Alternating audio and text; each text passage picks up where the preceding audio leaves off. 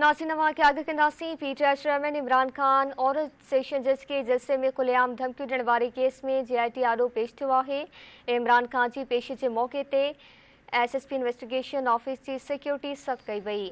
GIT आॾो पेश लाइ इमरान खान खे 3 भेरा नोटिस जारी कया विया। जीआईटी सरबराह एसएसपी इन्वेस्टिगेशन फरहद कासमी करे ॾिनो आहे।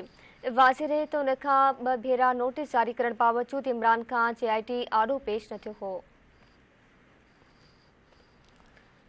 खबर अवां से शेयर कई पिया। पीटीआई चेयरमैन इमरान खान और सेशन जज के जलसे में खुलेआम धमकियूं ॾियण वारे केस में जीआईटी आॾो पेश थियो आहे। इमरान खान जी पेशी जे मौक़े ते एसएसपी इन्वेस्टिगेशन ऑफिस जी सिक्योरिटी सख़्त कई वई। जीआईटी आॾो पेश लाइ इमरान खान खे 3 भेरा नोटिस जारी कया विया हुआ। जीआईटी जे सरबराह एसएसपी इन्वेस्टिगेशन फरहद कासमी करे ॾिनो आहे।